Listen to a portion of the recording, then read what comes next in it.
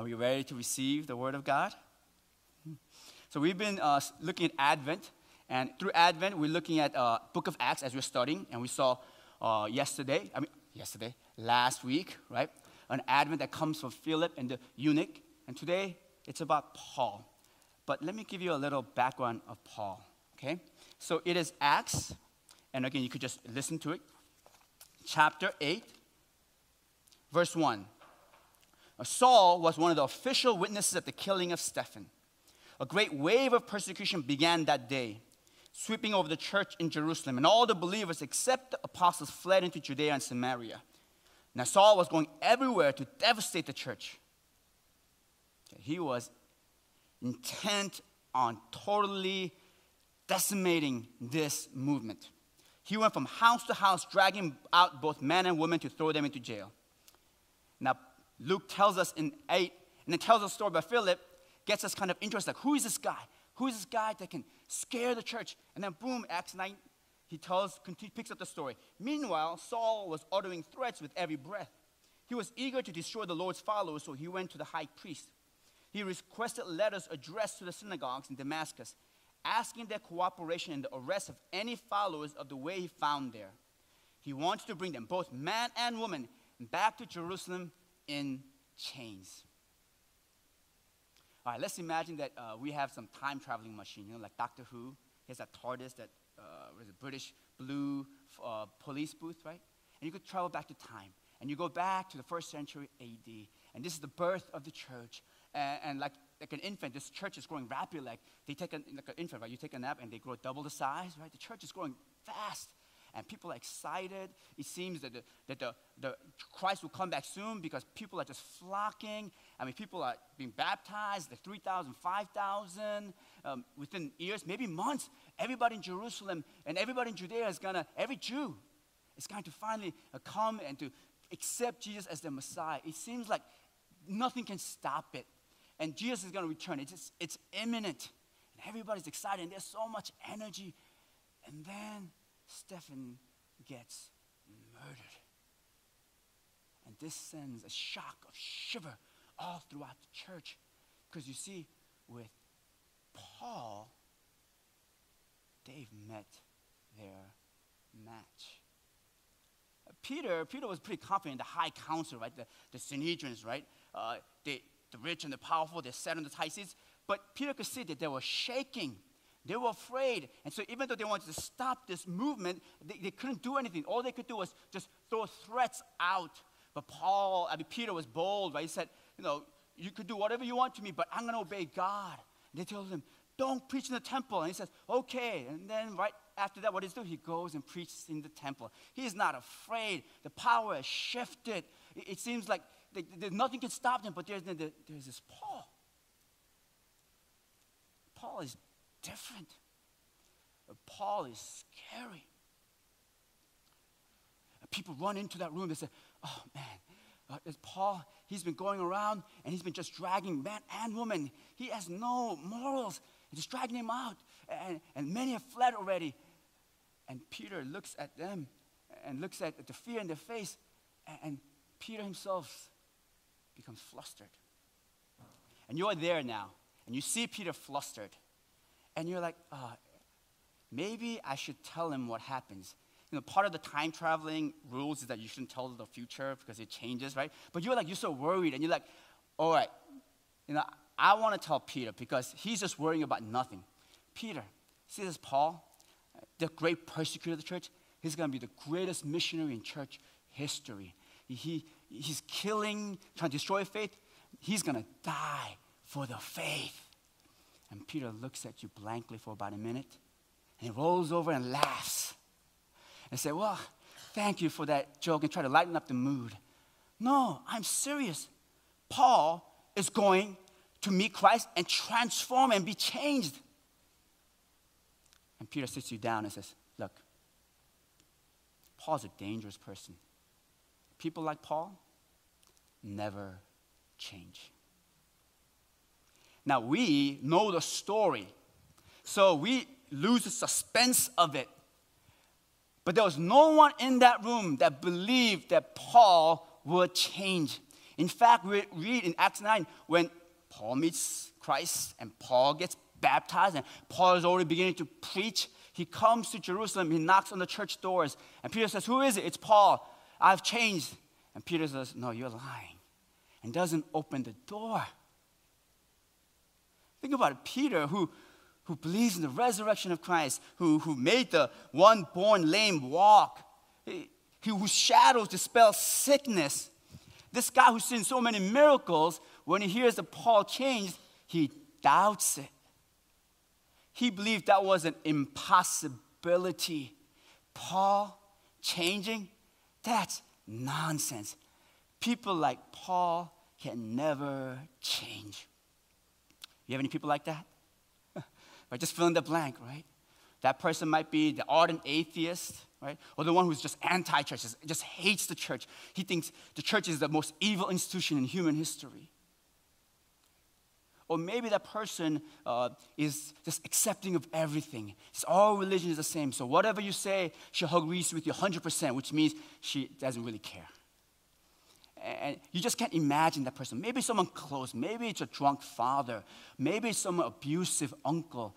And you can't imagine that person sitting at the church and raising his hands. You can't imagine that. So you just stop praying. Is there anyone you believe is just no way, there's no way he will ever change? Well, multiply that 1,000 times and you're beginning to see the impossible case of Paul. Everybody felt Paul was just impossible.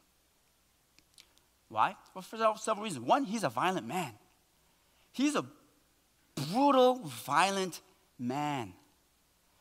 He wasn't just satisfied with Stephen's blood. He wanted more. And what he does is he gets that authority and he goes to house that drags man and woman. It's not like, chivalry, just a man. If you have even a suspicion of following the way, he'll drag you out. Women with the children clinging to your neck doesn't care. And he says in the scripture to bring them in chains. He wants to draw blood. He's a violent man. Violent man like Paul can never change. Becoming Christian, that's like saying maybe a dead man becomes resurrected. It's just nonsense. Al-Baghdadi, he's the leader of ISIS. Could you imagine the leader of ISIS? Right? Brutal man. He beheading, going to villages, taking out the Christians, lining them up, and then just executing them. Suddenly he says, "I met Christ, and I've changed my ways, and I'm giving up this ISIS." Can you imagine that? Not one of us imagined that's possible. That's how Peter felt too. Paul was a violent man. And what was so scary about it, and that's why al-Baghdadi is almost a perfect example, is that he believed his violence was serving the purpose of God. He was a righteous arm of God. He was a jihadist. He killed. And we are told that the coats were on him, at his feet. That doesn't mean he was a slave, and so he just had to hold the coats. No, it was because he had the authority to oversee this, to give the high councils yes and affirmation to this public execution. Paul was a brutal and violent man, and no one thought he would change. Him being changed, that idea sounds as crazy as saying some dead man rose from the dead. Another thing is this. He was a man of conviction. In his violence, he was a man of integrity. He really believed what he said and preached.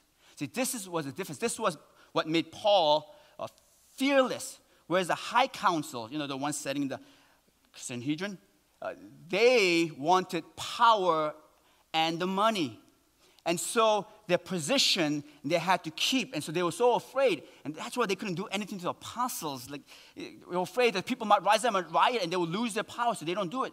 And they couldn't really execute because at that point the Roman government held executing power for themselves.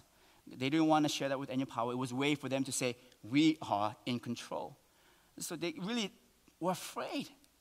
But Paul wasn't afraid. He wasn't afraid, and that's why he's the one who got the coats under his feet. He's saying, if the Roman governor says, what happened here? I told you you cannot execute. Then Paul will stand up and take the hit. And he's okay. Why? Because he's doing the right thing. Right? He's probably looking at those high councils like, grow some spine.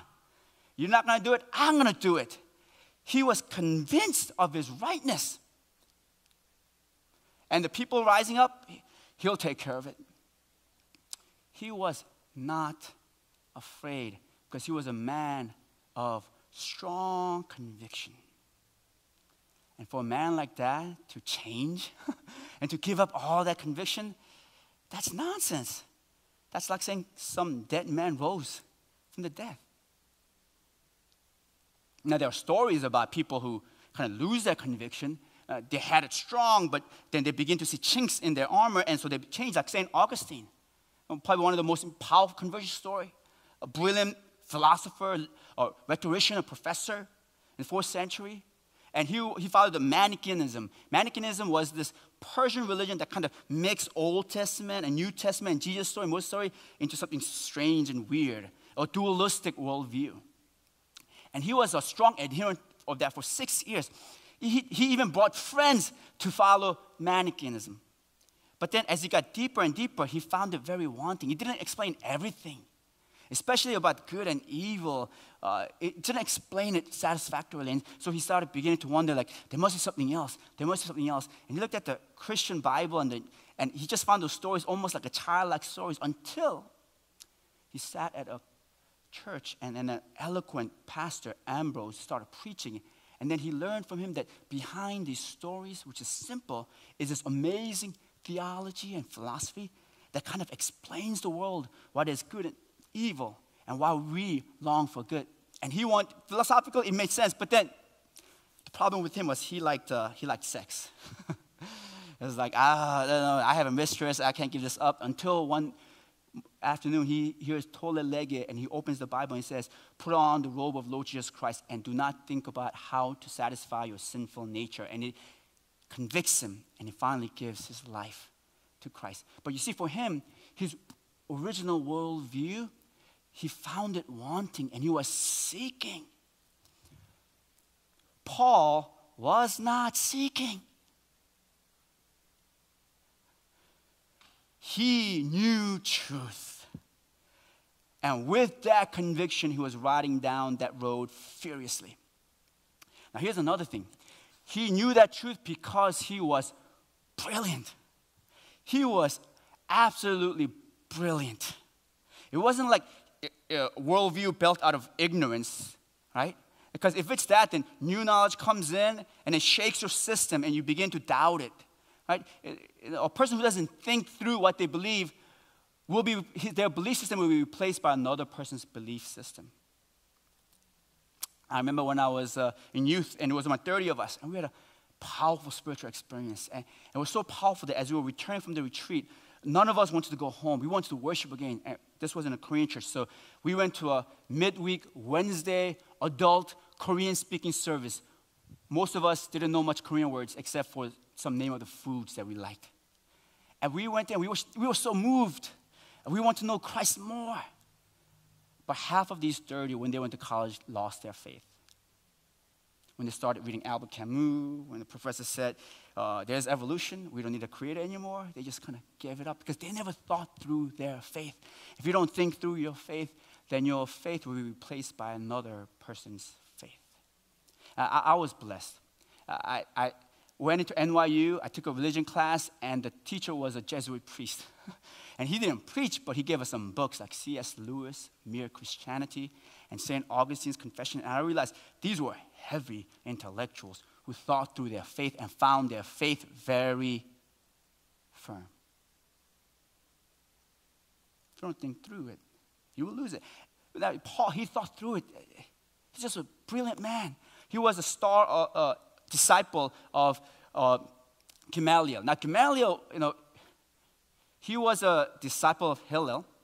And even today, there's two major traditions of rabbinic Judaism, and Hillel is one of them. And even today, they refer to Gamaliel as the elder, because Gamaliel's brilliance and knowledge and wisdom was not just known that day, but throughout all history. Even today, they refer to to Gamaliel as the elder. And this Gamaliel, when they heard about Paul, they just jumped and got him. I mean, he graduated the synagogue, right, the Harvard synagogue, summa cum laude. And so they went and they got him and said, look, come to my school, we'll give you a full ride. He was just an amazing shooting star. In fact, I believe that if Paul wasn't converted, I bet he would have been one of the schools of Judaism. I bet the Jews would say, he is a man intellectually and with the faith to destroy the heretical movement at its birth. He was just that brilliant. He did not only know just the Jewish law, he also knew the rhetorics of the Roman law and the sophistry of the Greek philosophy. He could quote Cicero, right, Socrates, and Moses in their respective language, Latin, Greek, and Hebrew, all in one breath. Okay? He is just a brilliant man.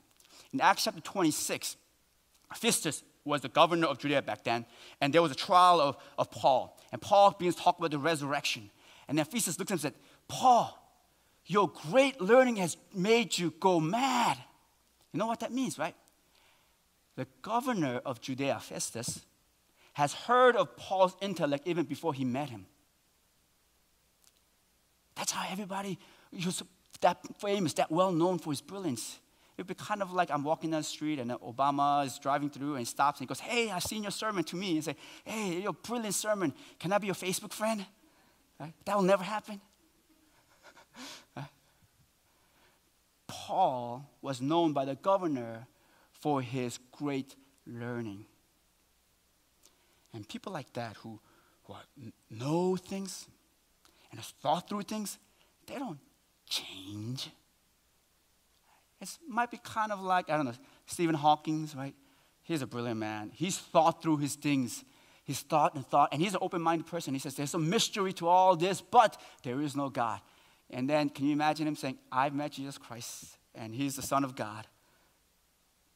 We can't imagine that. Now, there are brilliant people who have thought through the faith, right? Not atheism, thought through faith and found it beautiful, like Pascal. Pascal, he was a prodigy. Like today, he's known as a mathematician, physicist, scientist, inventor, writer.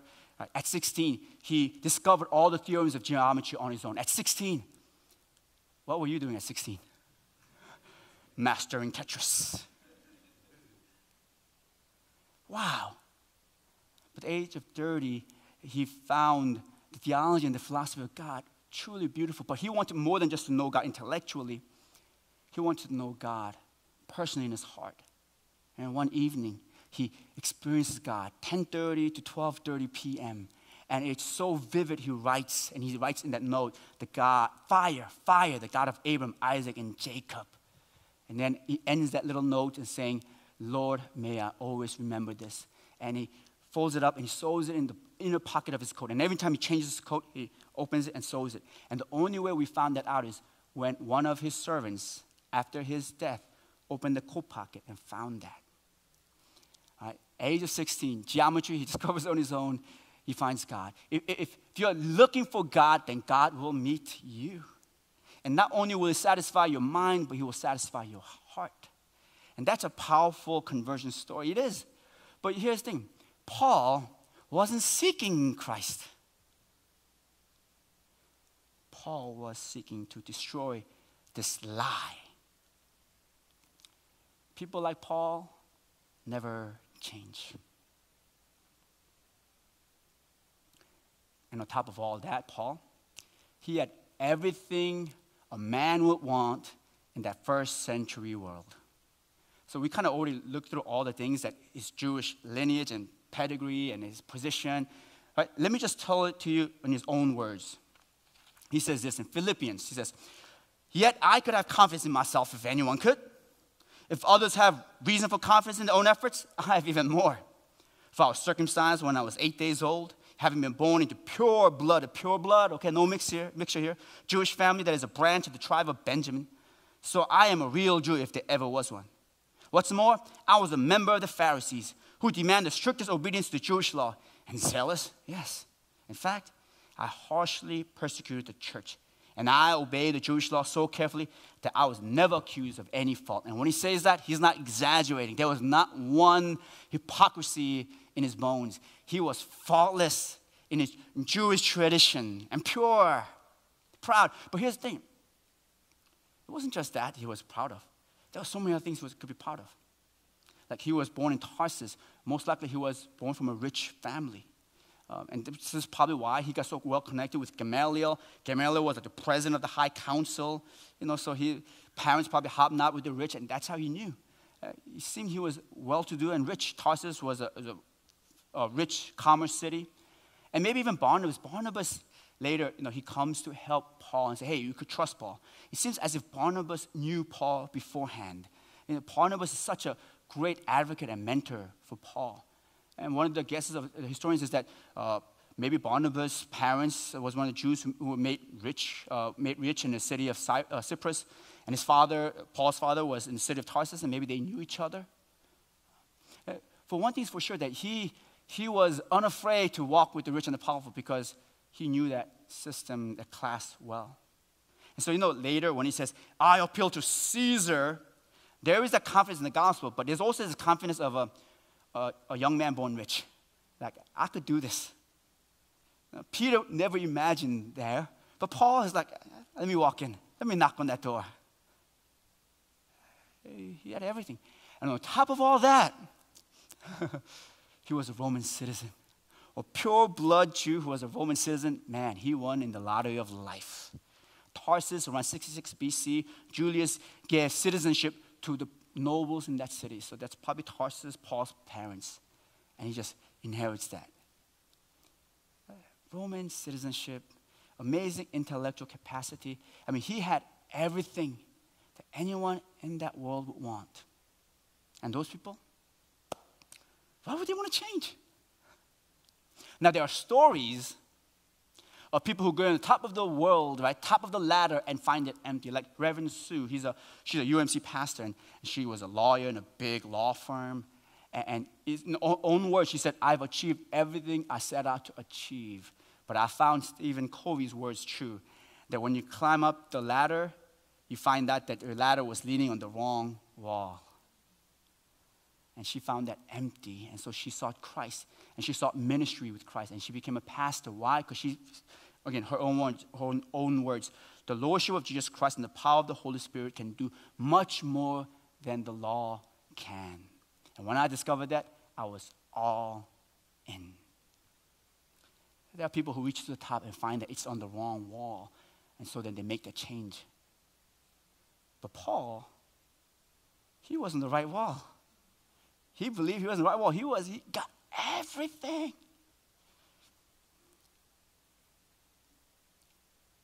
Not 1 ounce or 1 chink of doubt, and he runs down that road of Damascus, and that's when Christ comes and hits him and knocks him off his high horse, literally and figuratively. And remember, the light comes, and this light is so brilliant, it blinds him.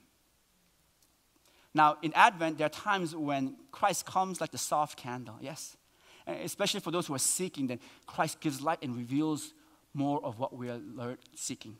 But sometimes Christ comes and the light is so bright that it blinds you. And for Paul, again, if you read the story, it blinds him. And so when he stands up, he needs help.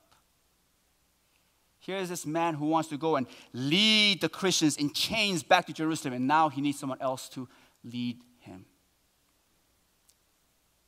Christ meets him, and not to reason and rationalize, and not so he could meet whatever need that Paul had. He just knocks him down and says, you are wrong. And the only way he could have been convinced is that he had that experience. All right, now, what is it to us, this story? Okay, a few things real quickly. One is this. Paul's story tells us what conversion is, the essence of conversion. The essence of conversion is not, okay, I have these things, but I still have these needs. then maybe that's a spiritual aspect that just Jesus, God, can fill. So Jesus is just one of the social inheritance or some good that you get next to all the other things in life. So I have a good job, and I have a good family, and I have good friends, and now I have a good religious community. No, conversion is not that. Conversion is that our very center is removed from us, and Christ becomes, resurrected Christ becomes the center. Now, from then on, everything is seen through the resurrected Christ. And that's what happens with Paul. It's not that Paul gets to see something that he didn't see. He gets blinded, and the scales fall off, and he gets new eyes. Do we get that? He sees everything differently. Jesus Christ was not just an addition to his perfect Judaism and his successful intellectual schooling and his great wealth and his social level as a Roman citizen. It wasn't an addition to that. Christ came and shattered it all, and he saw everything differently. Again, Paul's own words. But he goes through that, I could be proud of all these things. And then Paul says here, verse 7, I once thought all these things were so very important. But now, I consider them worthless because of what Christ has done. Yes, everything else is worthless when compared with the priceless gain of knowing Christ Jesus my Lord. I have discarded everything else, counting it all as garbage, so that I may have Christ and become one with him. I no longer count on my own goodness or my ability to obey God's law, but I trust Christ to save me. For God's way of making us right with himself depends on faith. As a result, I can really know Christ and experience the mighty power that raised him from the dead. I can learn what it means to suffer with him, sharing in his death, so that somehow I can experience the resurrection from the dead. The way he sees, the way he feels has changed completely. And that's what conversion is. Not an addition to help you to achieve more in life and to self-actualize. It shatters everything, and everything, whether it be relationships, family, work, all of that is seen in a different light. That's what conversion is. The second thing is this. Paul's conversion should give us faith. See, that there is no other way to explain Paul's conversion except by what he said. Think about it. He wasn't poor seeking God's providence. He wasn't weak seeking God's strength. He wasn't empty seeking God's embrace. He had everything. Why would you give up all of that to become a begging missionary? Why? The only explanation is the explanation he gives. I met the resurrected Christ. In one sense, Paul is the walking proof of Jesus' resurrection. Here is a man who didn't walk with Jesus, who did not see Jesus, the resurrected Jesus, in the 40 days. So he's kind of like us. And he had no reason to follow Christ, no reason to change his lifestyle, no reason. And he gives it all up. How are you going to explain that? Historians, see, there's so much proof of Paul's life. You can't deny that. You could disapprove of Paul, but you cannot disprove Paul. His letters are there. His writings about Paul is all around. And you cannot disprove the pre-Damascus and post-Damascus Paul. Paul changed. He's in that Judaism history. So what brings about that change? The only explanation is Christ rose from the dead. That strengthens our faith. Paul is just a walking proof of the resurrection of Christ. The third thing is this. We should be audacious enough to pray for even the person most furthest away from the God in the gospel to know Christ. I mean, if Paul, who's like at the edge of edge, can be converted, if Stephen's prayer, forgive his sins, leads to his conversion, then we should be brave enough to pray for all those he can never become a Christian, fill in the blank. Pray for them and never give up. When I was young, I heard a story about Billy Graham actually went to Kim Il-sung. He was the dictator of North Korea back then. It was news back then. And he went, and people said, why did you go? And he said, because I wanted to share the gospel with him and pray for him and pray for his conversion, that he would be born again. Now, I was a kid back then. Even when I heard that, I said, Billy is so silly. Right? That hardened dictator, so much, why, he would change, he would go to church and he said, hallelujah. No, I remember my father, his heart is for the North Korean refugees, and there were some pastors gathering and they're talking about it. And many of the pastors was just laughing like me, like, Billy is so silly. But then there was this one pastor, man, what's Billy doing? Why is he going in there? What if he goes there? I don't want him to go there and convert him, because I don't want to see Kim Il-sung in heaven. I want him to rot in hell forever. Now that pastor has to work on the love your enemies. But there's faith. Even a hardened dictator whose whole life is tied to holding the power can change. We should be so audacious. In 1219, the Nile River, there was a Christian crusaders, and the Muslim soldiers lined up, ready to fight and cause blood to run over the Nile River again. And St. Francis said, this can't do. And so he slipped into the enemy's line, and he stood up before the Sultan, and he said, you know, the Christ that you talk about, the great prophet, he's the Son of God. And if you want to, if you give your life to him, I can baptize you right now. The Sultan wasn't baptized. Actually, St. Francis should be grateful that he wasn't beheaded. But there was that simple child's faith that God can change anybody. So you know that person that you gave up praying for? You can't imagine sitting? Pray. The last thing is this. That also means none of us are beyond God's redeeming reach. None of us. Every one of us can be rescued and start a new life, like Paul did. Even though the blood of Stephen is in his hands, he could be a missionary. So Paul believed that anyone could be saved, so much so that in Acts 26, again, he's in the trial, he's being accused, but then he starts preaching the gospel. And Festus says, what, do you think in these few short days that you could convert me and make me a Christian? And he says, not just you, but everybody who's listening to me, accept these chains. Wow, he believed that God can change anybody, because if God could change me, you are not beyond God's reach. And that's why, again, when he went to Caesar, there's that rich young man's kind of arrogance. But I think he really believed that even Nero is not too far from God. So you, my friends, you're not too far from God. So even today, we have the waters of baptism. Paul, we read the story, scales fall, and he gets baptized. Would any of you like to be baptized today?